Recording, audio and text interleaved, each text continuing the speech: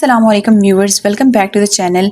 आज की वीडियो बहुत ही स्पेशल और डिमांडेड है। आज हम डिस्कस करने जा रहे हैं FIE असिस्टेंट पोस्ट का एक्चुअल इंटरव्यू एक्सपीरियंस। इस वीडियो में ना सिर्फ हम वो तमाम क्वेश्चन डिस्कस करेंगे जो पैनल ने कैंडिडेट से पूछे हैं, बल्कि उन सब की प्रिसाइज और इम्प्रेसिव मॉडल आंसर्स को भी देखेंगे। अगर आप FPSC, FIE या किसी भी गवर्नमेंट कंपेटिटिव इंटरव्यू की तैयारी कर रहे हैं तो ये वीडियो आपके लिए बहुत इंफॉर्मेटिव होने वाली है। वीडियो को एंड तक ज़रूर देखें। इंटरव्यू का स्टार्ट हमेशा की तरह बेसिक इंट्रोडक्शन से हुआ। पैनल ने पहला क्वेश्चन पूछा, please introduce yourself in English, और साथ ही एजुकेशनल बैकग्राउंड का पूछा। इसका जवाब आपको बहुत ही क्लियर और कॉन्फिडेंट एक्सेंट में देना हो। नेक्स्ट क्वेश्चन जनरल नॉलेज और करंट अफेयर सेक्शन से पूछा गया, what do you understand by the statement the world is a global village. इस पर आपका आंसर वेल स्ट्रक्चर्ड होना चाहिए। आप बोल सकते हैं, sir the term global village refers to the idea the world has become interconnected due to rapid advancement in telecommunications, technology and transportation. Distance is no longer a barrier. Information, trade and culture flow instantaneously across borders, making the international community behave as if it were a single interconnected community. Okay, fourth question international economics से related था। How can wealthy countries help developing countries uplift their economies and what is this process called. इसका perfect professional answer ये है कि developed nation can support developing economies through foreign direct investment यानी FDI, foreign aid और official development assistance, technology transfer, fair trade policies and structural debt relief. Broadly, this overall assistance framework is known as international economic aid or foreign aid, while long-term investment is termed foreign direct investment. इसके बाद panel ने दो quick fire political science questions पूछे। पहला question था, which country is known as country of peace. आप answer कर सकते हैं, Switzerland is historically renowned for a centuries old policy of strict neutrality, while Iceland is consistently ranked as the world's most peaceful country according to the Global Peace Index. दूसरा question था, what is the new world order?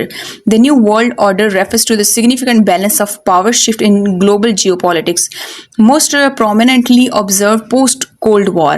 It describes a global environment governed by international law, multilateralism, collective security, and global economic alignment, moving from bipolar conflict towards global governance. International organisation से दो बहुत vital question पूछे।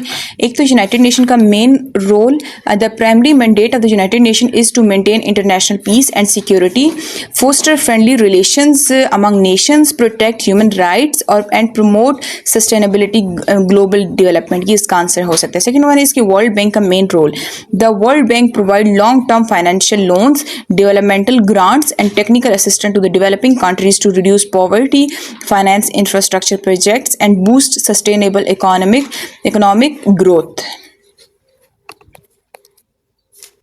Next question regional organization से था कि SCO member countries कौन कौन से हैं और अभी होस्ट यानी चेयरिंग कौन है।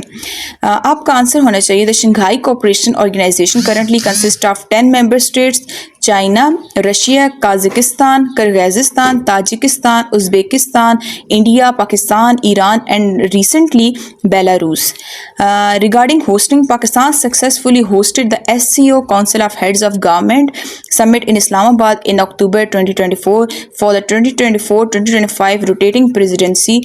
China is holding the SCO chair. Next question बहुत ही स्ट्रेटेजिक और कंसेप्चुअल है, who was the primarily responsible for the creation of Pakistan. और 4 ऑप्शंस दिए गए हैं, आपको सिलेक्ट करने, जस्टिफाई करना होता है।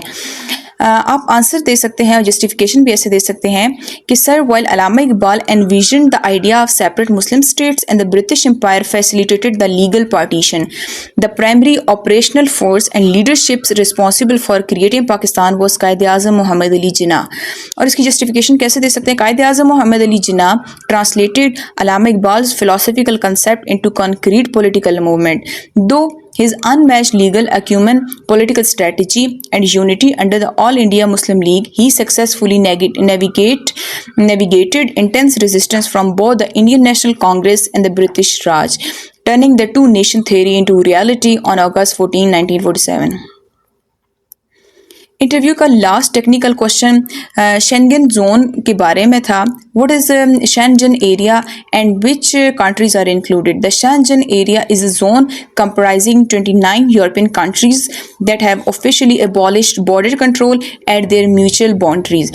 It allows free and unrestricted movement of people using a single unified visa. It includes most European Union nations along with non-European Union states like Switzerland, Norway, Iceland and others. इसके बाद panel ने कहा thank you may गो, जहाँ पर candidate को politely thank you sir madam कह देना चाहिए, हैव अ गुड डे बोलकर वॉकआउट करना होता है। FIA का कंप्लीट इंटरव्यू एक्सपीरियंस था। इस एक्सपीरियंस से हमें 3 सबसे बड़े लेसन मिले हैं कि सबसे पहला चीज़ आपके कॉन्फिडेंस एंड कम्युनिकेशन स्किल्स, आपकी इंग्लिश फ्लुएंसी होनी चाहिए, ठीक है, और आपको काम रहना है। सेकंड वन इसकी अपडेटेड करंट अफेयर्स यानी रीजनल और इंटरनेशनल ऑर्गेनाइजेशन जैसे UN, world bank, SCO, Schengen पर क्लियर होल्ड होना चाहिए। थर्ड वन इसकी लॉजिकल जस्टिफिकेशन यानी पाकिस्तान स्टडीज़ हिस्टोरिकल क्वेश्चंस में रिजिड होने की बजाय लॉजिकल रीजनिंग दें। अगर आपको ये वीडियो अच्छी लगी हो तो आप इसको लाइक करें, अपने दोस्तों के साथ शेयर करें और चैनल को सब्सक्राइब करना मत भूलें। आपने किसी भी क्वेश्चन को कमेंट सेक्शन में पूछें, अपना कोई भी क्वेश्चन आप पूछ सकते हैं। Best of luck for your upcoming interviews. Allah हाफिज़।